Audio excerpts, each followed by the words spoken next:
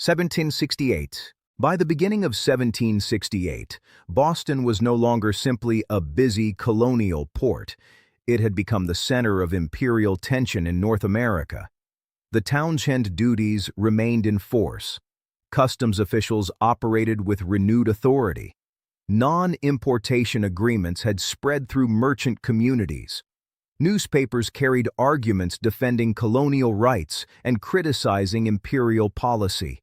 None of these developments alone constituted rebellion. Together, they created pressure. Boston felt that pressure more intensely than any other city in the colonies. The presence of the American Board of Customs Commissioners meant that imperial enforcement was concentrated there. Ships were inspected more carefully. Smuggling investigations increased. Legal disputes over trade enforcement multiplied. Each of these actions was technically administrative. But administration changes atmosphere. Merchants complained of intrusive searches. Customs officers complained of harassment and intimidation. Crowds sometimes gathered when seizures occurred, not to riot, but to observe and voice protest. Every confrontation carried symbolic meaning beyond the value of the cargo involved.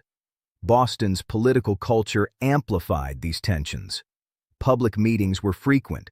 Pamphlets circulated widely.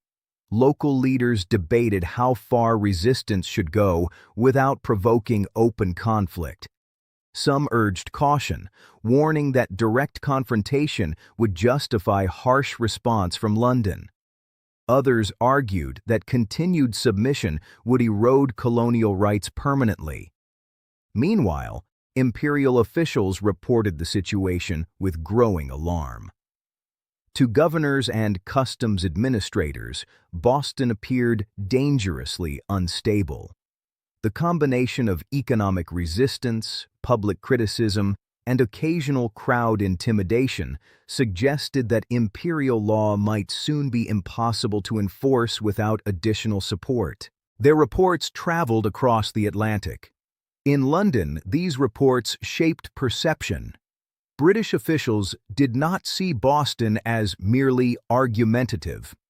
They saw it as a place where imperial authority was being tested directly. If enforcement failed there, the example might spread across the colonies. This perception mattered, because once a city becomes associated with defiance, imperial governments often feel compelled to demonstrate control. Thus, by early 1768, the question facing British authorities was no longer simply how to collect customs revenue. It was how to maintain order. The answer they began to consider would change the atmosphere of the colonies dramatically. For the first time since the end of the 7 Years' War, the British government contemplated placing regular soldiers inside a colonial city, not to fight a foreign enemy, but to enforce imperial authority among British subjects themselves. The idea was controversial even within British circles. Stationing troops in a civilian port during peacetime raised uncomfortable questions.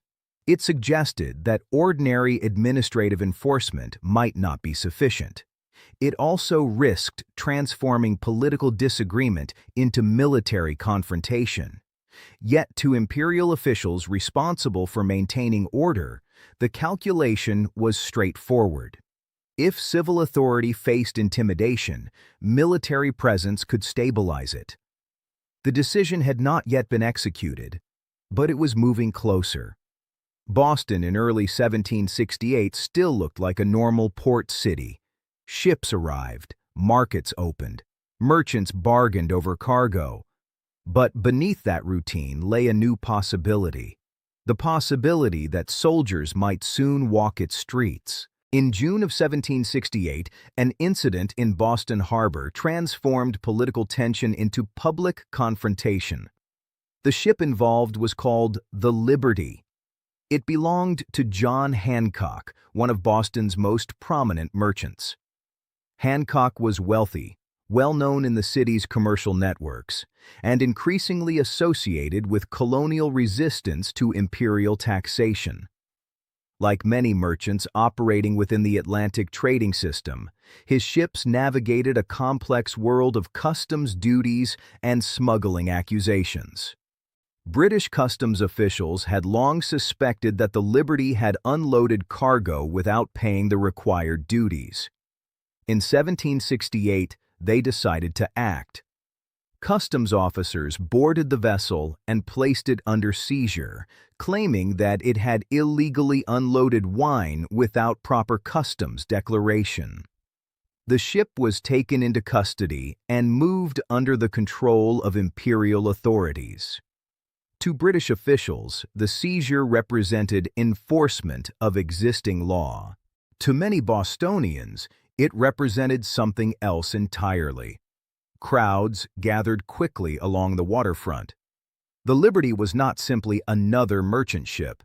It belonged to a well-known figure, and the seizure occurred in a city already sensitive to customs enforcement.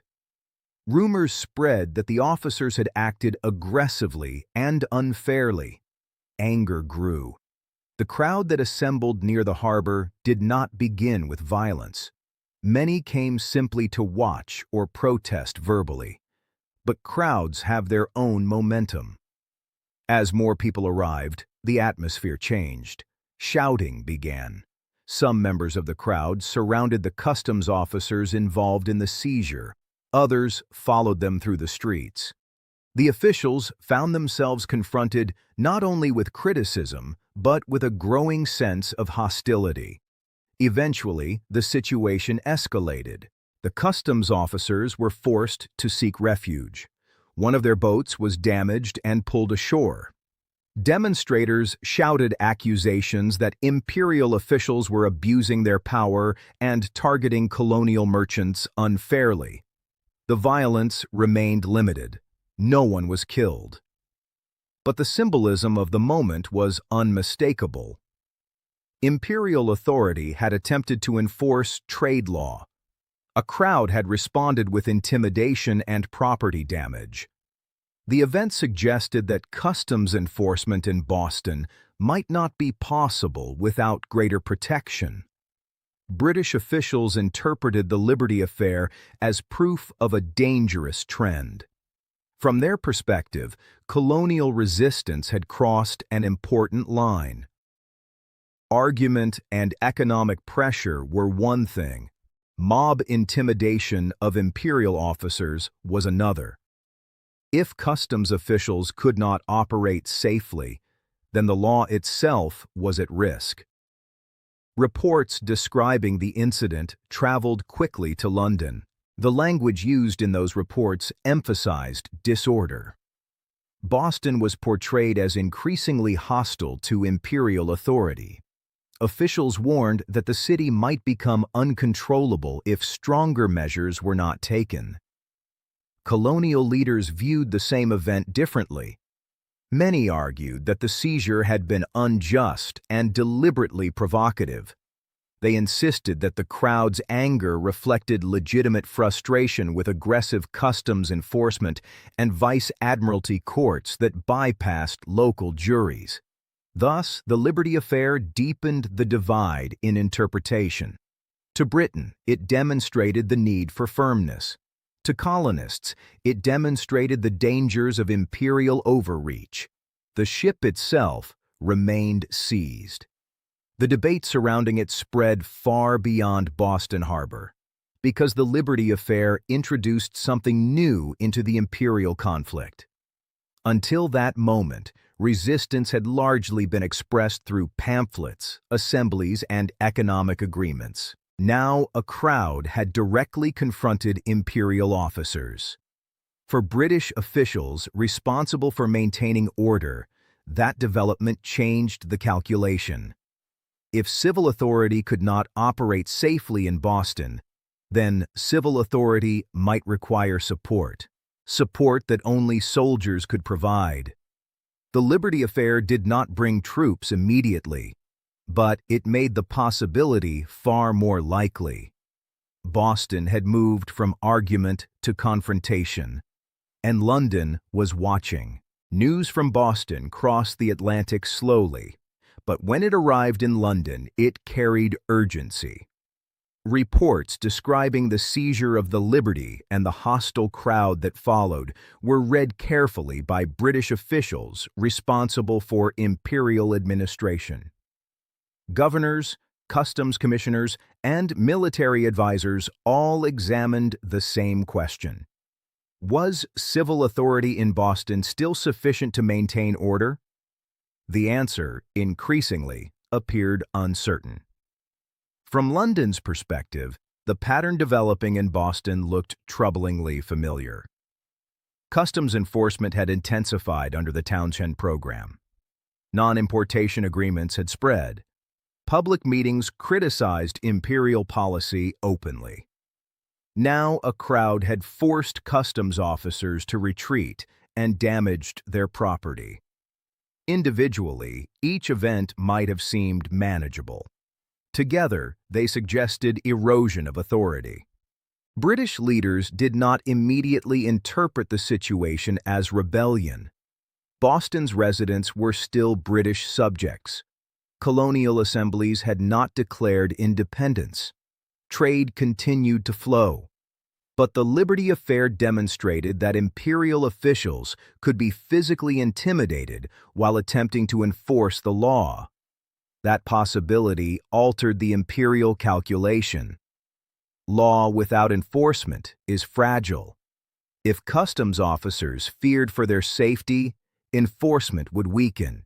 If enforcement weakened, revenue would decline. If revenue declined, Parliament's authority would appear hollow. Thus, the Liberty Incident forced British officials to consider a step they had previously avoided: military presence. Stationing soldiers inside a colonial city was not unprecedented in the British Empire, but it was politically sensitive in North America. Colonists were accustomed to civil governance rather than permanent military oversight. The presence of troops among civilians could easily be interpreted as occupation rather than protection. Nevertheless, British authorities began preparing the measure. The stated purpose was straightforward: support civil officials and maintain order. Soldiers would not replace courts or assemblies. They would simply ensure that imperial law could be enforced without intimidation. But intentions rarely control perception. In the colonies, rumors of troop deployment spread quickly. Newspapers reported the possibility. Political leaders debated what it would mean. Some hoped the rumors were exaggerated. Others feared they signaled a dangerous transformation in the relationship between Britain and the colonies. The idea of soldiers enforcing parliamentary authority among civilians raised unsettling questions. Were colonists being treated as subjects or as potential enemies? British officials rejected that interpretation. To them, soldiers represented stability. They believed a visible military presence might discourage crowd intimidation and reassure customs officers that the government stood behind them. Order, once restored, would allow normal administration to continue. The logic was administrative, but the symbolism was powerful. An empire that sends soldiers to enforce tax policy communicates something different than an empire that relies on civil agreement. By mid-1768, preparations were underway. Troops stationed elsewhere in North America were instructed to prepare for movement toward Boston. The decision was not announced as a dramatic escalation. It was framed as practical reinforcement of existing authority. Yet for many colonists, the message was unmistakable. Imperial policy had moved beyond taxation and enforcement. It had entered the realm of military presence. Boston had not yet seen the soldiers, but the city knew they were coming. And anticipation can transform a political conflict before the first soldier even arrives. By the late summer of 1768, Boston had begun to live with a new kind of anticipation. The rumors that British troops would be sent to the city were no longer dismissed as exaggerations. Letters from London confirmed that soldiers were preparing to move. Reports from other colonial ports suggested that transports might soon arrive in Boston Harbor. The soldiers had not yet landed, but the knowledge that they were coming changed the atmosphere of the city. Boston's political leaders debated how to respond. Some argued that the arrival of troops should be treated calmly. They warned that any attempt to confront soldiers directly would give imperial officials justification for even harsher measures. Discipline, they insisted, remained the most effective form of resistance. Others viewed the deployment differently. To them, the presence of troops represented something deeply troubling. Soldiers stationed among civilians during peacetime suggested that Britain no longer trusted its own colonial population. The move implied that Boston required supervision not merely through law, but through force.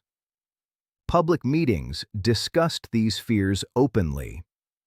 Boston's town meeting, one of the most active forms of local political participation in the colonies, debated the issue extensively. Speakers argued that maintaining peace was essential, but they also insisted that the presence of troops would threaten the liberties of ordinary citizens. The arguments were careful. No one openly called for rebellion, but the language of rights appeared more frequently and with greater urgency.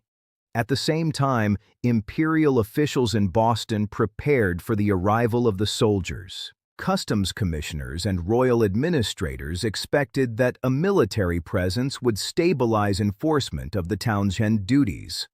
If soldiers were stationed nearby, crowds would be less likely to intimidate officers during seizures or inspections. The Liberty Affair had demonstrated how quickly a confrontation could escalate without protection. For imperial authorities, troops represented reassurance. For many colonists, they represented warning. Boston's merchants also watched the situation closely. Trade had not stopped. Ships still entered and left the harbor. Cargo still moved through the docks.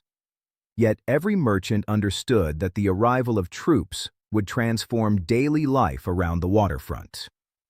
Soldiers stationed near customs offices or warehouses would change the balance of power in even routine disputes. The city itself began to prepare quietly. Some residents worried about where the soldiers would be housed. The Quartering Act already required colonial authorities to assist in providing barracks and supplies when necessary. Boston did not have enough permanent barracks for the number of troops rumored to be arriving. This raised another concern. Would soldiers be housed among civilians? The possibility intensified unease. Colonists had long prided themselves on being governed through civil institutions rather than military authority. The idea that soldiers might occupy spaces within the town itself seemed to blur that distinction. Yet despite the tension, Boston remained outwardly calm. Markets opened each morning, merchants negotiated contracts, church bells marked the passage of days. Ships continued to appear along the horizon, carrying goods from across the Atlantic world. Life went on, but every arrival in the harbor drew attention. Because any ship approaching Boston might carry the soldiers, everyone was now expecting. The city waited. Waiting can be one of the most unsettling forms of tension. Nothing has happened yet. But everyone knows something is about to. As the autumn of 1768 approached, Boston Harbor became a place of constant attention. The decision to send British troops had already been made in London. Orders had been issued. Regiments stationed elsewhere in North America had been instructed to prepare for movement. Transport ships had begun their journey toward Massachusetts. Boston knew they were coming. But knowing and seeing are different things. For weeks, residents watched the harbor with growing anticipation. Ships arrived daily as they always had, carrying goods, passengers, and letters from across the Atlantic world. Yet every sail appearing along the horizon drew particular scrutiny.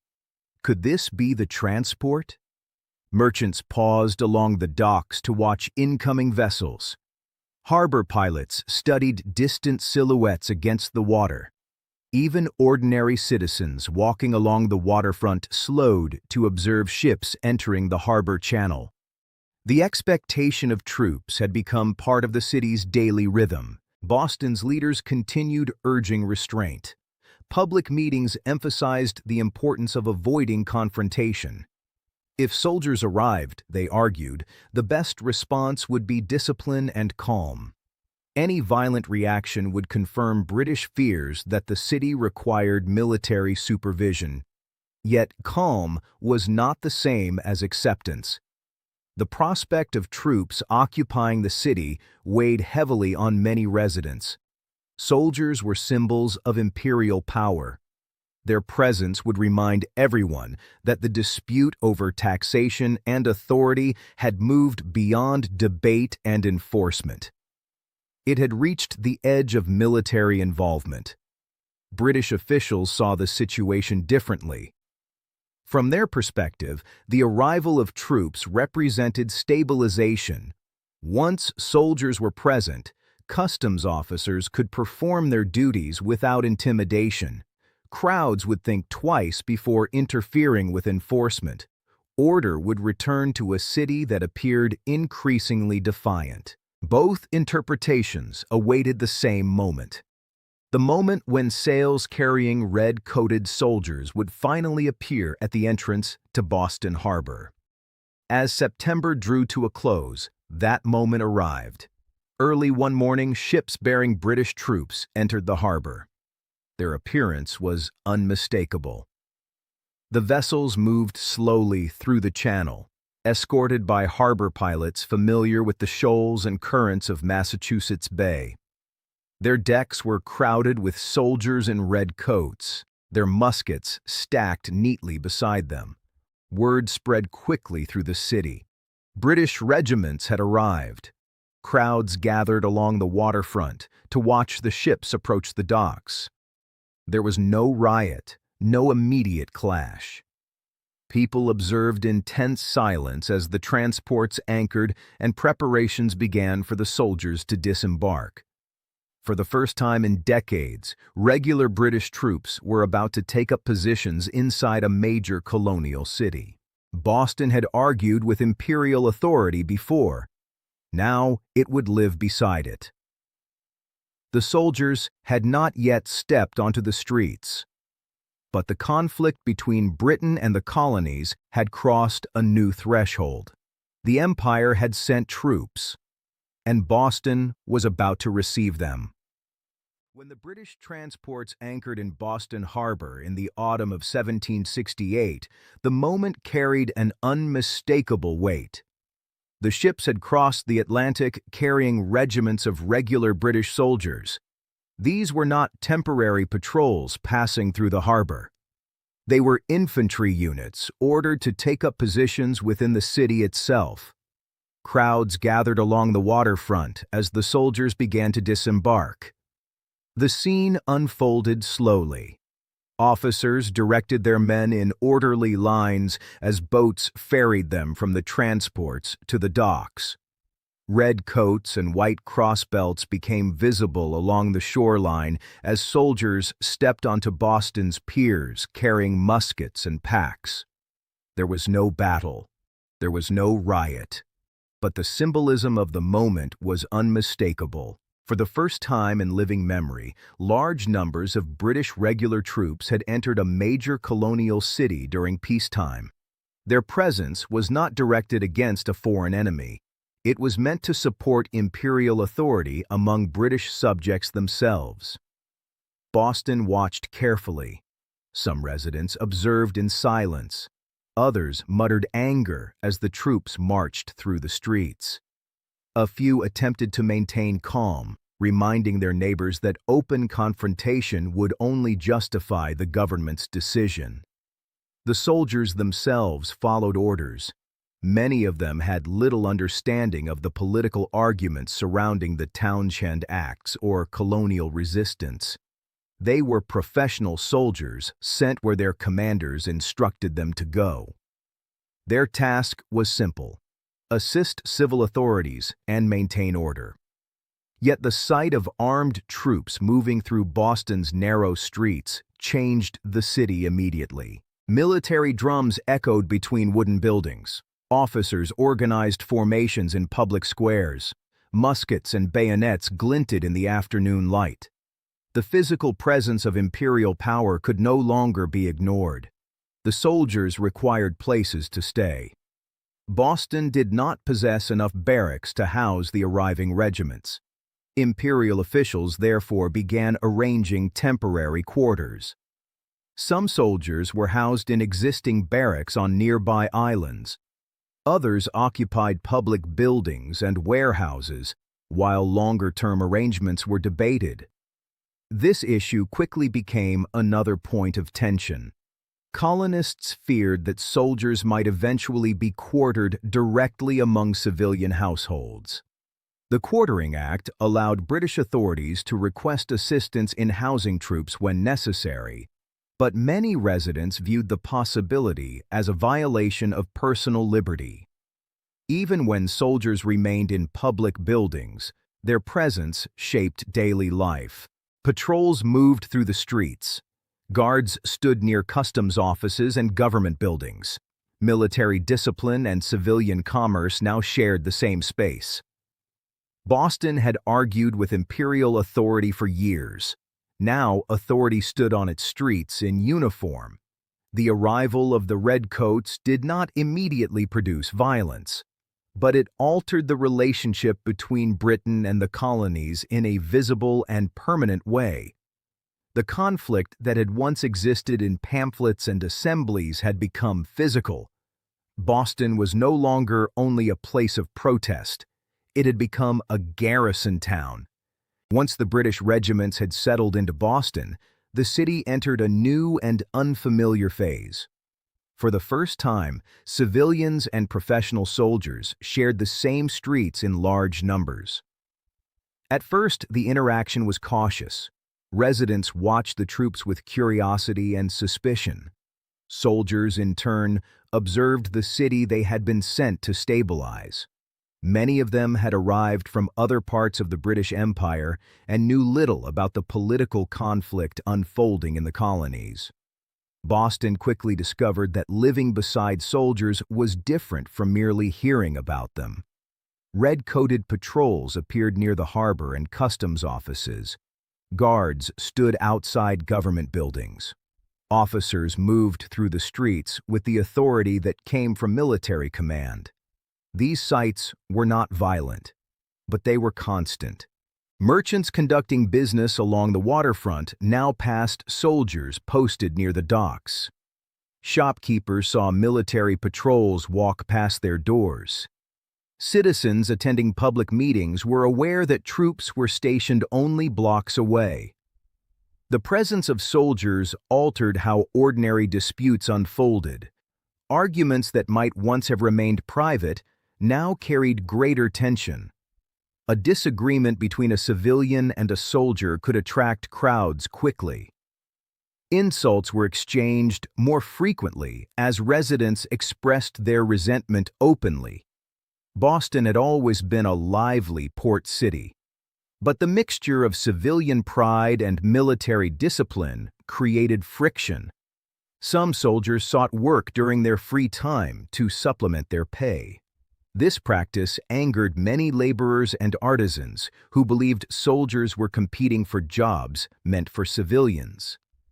Dock workers complained that troops willing to work for lower wages threatened their livelihood. Economic competition sharpened resentment. Meanwhile, soldiers sometimes interpreted the hostility they encountered as disrespect toward the crown they served. What civilians viewed as political protest soldiers sometimes experienced as personal insult. Small confrontations began to appear in taverns, markets, and along the waterfront. Most of these incidents ended without serious injury. Harsh words were exchanged, crowds gathered briefly. Officers intervened to restore order. Yet each encounter reinforced the sense that Boston's social fabric was being strained. The troops themselves maintained formal discipline. Their commanders understood the delicate political situation. Soldiers were instructed to avoid provoking civilians whenever possible. Patrols were organized carefully. Drills were conducted with precision to demonstrate control rather than aggression. Still, the visual presence of armed men was unavoidable. Muskets rested on shoulders. Bayonets hung at belts. Drums marked the rhythms of military routine. The city that had once governed itself through assemblies and town meetings now contained a standing force representing imperial authority. Boston's residents interpreted that presence in different ways. Imperial officials described the soldiers as protectors of order. Without them, customs officers might face intimidation and violence while enforcing the law. Many colonists saw something else entirely. To them, the soldiers represented a warning that Britain no longer trusted the colonies to govern themselves peacefully. Military power had entered what had once been a purely political disagreement. The soldiers had not fired a shot, but their presence changed the meaning of every argument taking place around them. Boston had become a city where authority marched in formation, and where resentment marched quietly beside it. As weeks passed after the arrival of British troops, Boston began to experience a new kind of strain. The presence of soldiers did not only alter politics, it altered the economy of the city. British soldiers were paid modest wages by the Crown. Their pay was often insufficient to cover daily expenses while stationed in colonial ports where prices could fluctuate. As a result, many soldiers sought additional work during their off-duty hours. They offered themselves as laborers. This practice quickly created resentment among Boston's working population. Artisans, dock workers, and apprentices depended on daily wages earned through physical labor. When soldiers appeared willing to work for less pay, many civilians believed their livelihoods were being threatened. To them, the troops were not only instruments of imperial authority, they were economic competitors. Arguments broke out along the docks and in workshops. Laborers accused soldiers of undercutting wages. Soldiers replied that they had the right to seek work like any other man when off duty. Neither side viewed the disagreement as purely economic. Beneath the surface lay the larger political conflict between colony and empire. These disputes rarely began with violence.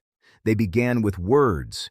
Insults were exchanged in taverns where sailors, laborers, and soldiers gathered after work. A complaint about wages might turn into a political argument about taxation and rights. Soldiers defending the crown might find themselves surrounded by civilians eager to challenge imperial authority. Crowds formed quickly in Boston. The city's narrow streets and busy waterfront made public gatherings easy. When voices rose or tempers flared, onlookers often stopped to watch. Within minutes, a small argument could attract dozens of spectators. This dynamic increased tension. A disagreement between two individuals could become a public spectacle. Soldiers felt exposed and surrounded. Civilians felt emboldened by the presence of neighbors who shared their grievances. Commanders attempted to maintain discipline among the troops. Officers reminded soldiers that they represented imperial authority and must avoid unnecessary confrontation. patrols were organized carefully to ensure that soldiers did not wander the streets alone in hostile areas. Military drills emphasized order and restraint. Yet discipline could not eliminate resentment. Many Bostonians believed the soldiers should never have been stationed in their city in the first place. To them, the presence of redcoats symbolized the erosion of colonial liberty. Each time a soldier appeared in a marketplace or tavern, that symbolism was renewed. British officials interpreted the situation differently. Reports sent to London emphasized that the arrival of troops had restored a measure of stability. Customs officers now operated with greater confidence. Large-scale riots had not erupted. The city remained commercially active. From the imperial perspective, the policy appeared successful. But success measured through administrative reports did not capture the mood on Boston's streets.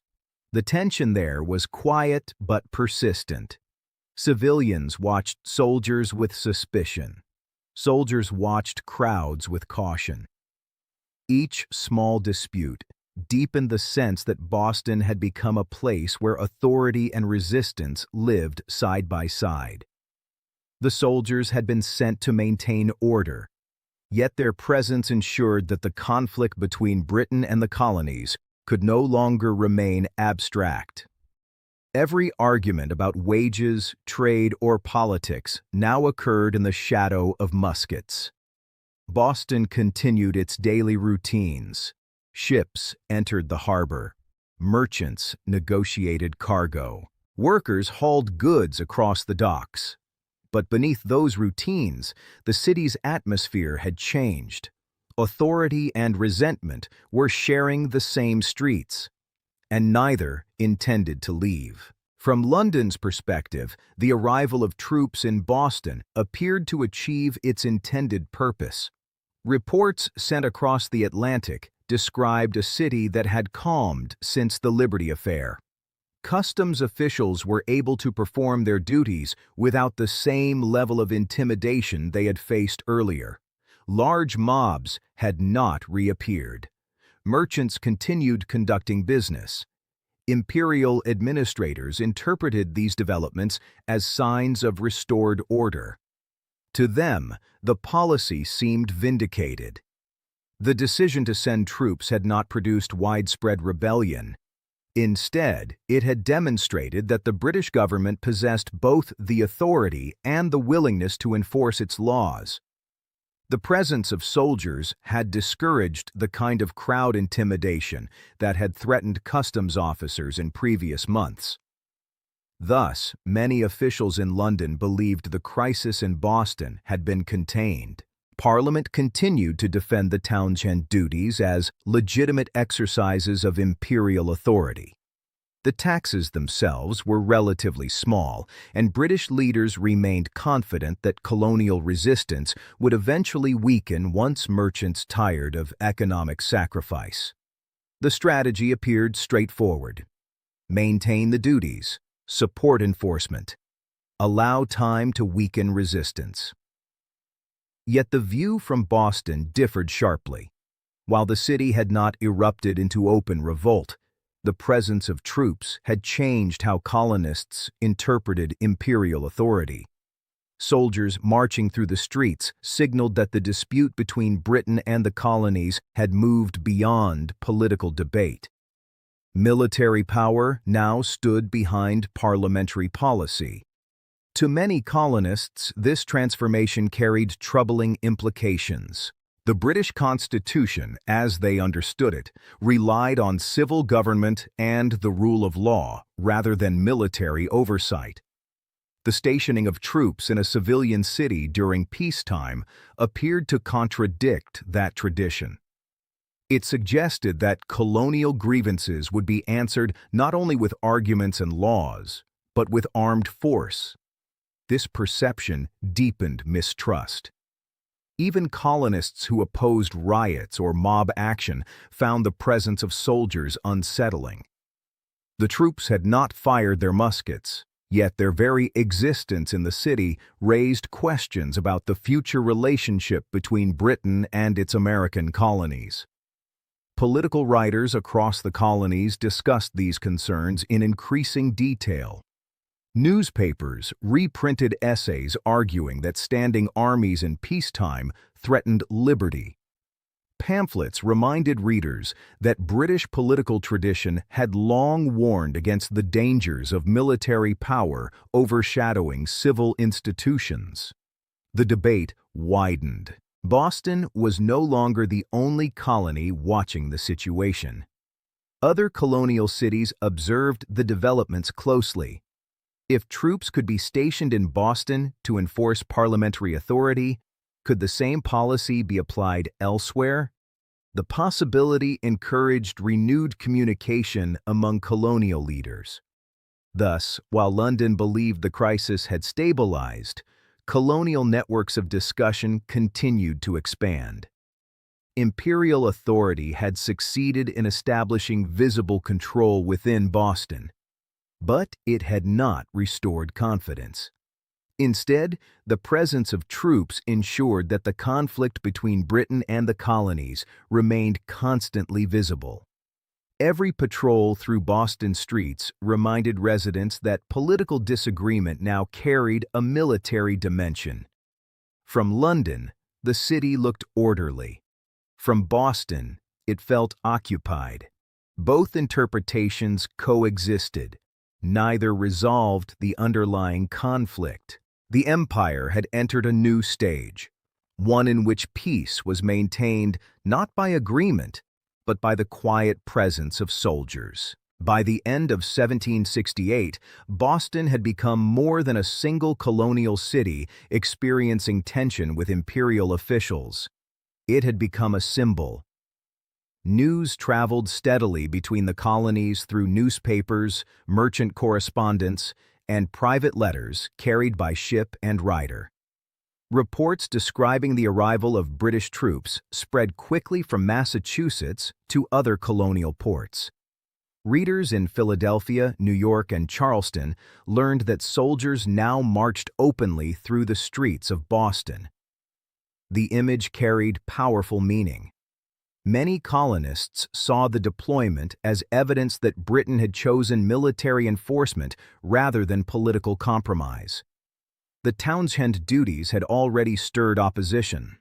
The presence of troops suggested that imperial authority was now prepared to defend those policies with armed force if necessary. The symbolism extended beyond Boston itself. Political writers argued that what had happened in one colony could happen in another. If Parliament could send soldiers to Massachusetts to enforce customs laws, there was nothing preventing similar deployments in other colonial cities should resistance arise there. This possibility deepened colonial solidarity. Leaders who had once focused primarily on local concerns now began to speak more frequently about shared rights across the colonies. The arguments that had circulated during the Stamp Act crisis returned with renewed urgency. Colonists increasingly described themselves as participants in a common political struggle rather than as isolated provincial communities. Boston became the focal point of that discussion. Newspapers printed detailed descriptions of soldiers marching through its streets. Pamphlets warned readers that military authority had entered a city that had previously governed itself through assemblies and town meetings. Public debates used Boston as an example of what unchecked parliamentary power might produce, yet the response remained disciplined. Most colonial leaders continued urging restraint. They understood that violent rebellion would strengthen Britain's justification for military presence. Instead, they encouraged continued economic resistance and careful political organization. The strategy remained familiar. Non-importation agreements were renewed in several colonies. Merchants attempted to maintain unity in reducing British imports. Committees and informal networks exchanged information about enforcement and compliance. The difference now was the visible presence of troops. Colonists could no longer imagine the conflict purely as a dispute over taxes or constitutional theory. The image of red-coated soldiers stationed in Boston reminded them that imperial power ultimately rested on force. At the same time, British officials continued to emphasize order. From their perspective, Boston had not descended into chaos. Troops had arrived peacefully. The city's commerce continued. Customs officials performed their duties with greater security. Imperial authority appeared stable. This contrast in interpretation widened the divide. Britain saw discipline and restored order. Colonists saw warning and occupation. Neither side considered itself unreasonable. Both believed they were defending legitimate principles within the empire. Yet the presence of troops ensured that the disagreement would remain visible every day. Boston had become a place where political philosophy walked beside military patrols. Its streets carried the weight of a larger argument unfolding across the Atlantic world. And as 1768 approached its close, that argument showed no sign of fading. End of the year, 1768.